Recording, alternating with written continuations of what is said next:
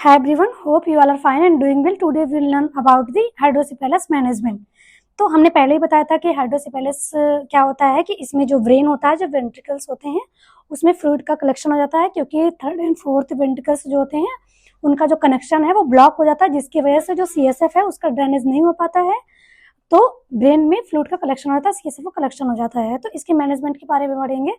Medical management and surgical management होता है। Medical management में हम कुछ दवाइयाँ देते हैं, जैसे इसमें हम पेशेंट को डायरेटिक देते हैं, जो मोस्टली एस्टाजोलामाइड या फिर इसको हम मार्केट के नाम से डायमॉक्स कहते हैं। तो डायमॉक्स या फिर एस्टाजोलामाइड जो होती है, ये एक डायरेटिक दवा है जो कि पेशेंट को जब हम देते हैं बच्चे को, तो जो फ्लूइड का कलेक्शन हुआ है ब्रेन में वो एक डायरेटिक है, तो फ्लूइड को बाहर निकाल देती है शरीर से। नेक्स्ट सर्जिकल मैनेजमेंट है। सर्जिकल मैनेजमेंट में हम देखेंगे कि इसमें एक BP सेंट होता है, VS सेंट होता है। जो BP सेंट होता है वो मोस्ट कॉमन यूज हो जाता है।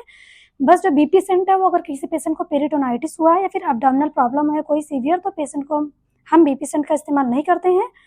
BP सेंट अगर हम देखते हैं इसमें क्या होता है कि ये एक सर्जिकल प्रोसीजर होता है। इसमें हम एक सेंट लेते हैं, एक पाइप लेते हैं, जो कि लेफ्ट वेंट्रिकल में पेशेंट जब लेफ्ट वेंट्रिकल में इंसर्ट करते हैं और फिर उससे होते हुए हम पेरिटोनियल तक ले जाते हैं, तो जिसके थ्रू जो फ्लूइड का कलेक्शन है उसको हम बाहर निकालते हैं, जो कि मोस्ट कॉमन यूज होता है।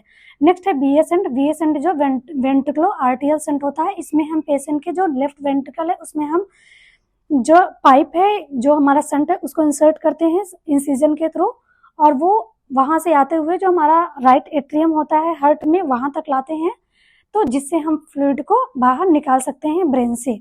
ये बहुत ही कम यूज हो जाता है, इसको हम ज़्यादा से ज़्यादा नहीं, बहुत कम ही यूज करते हैं।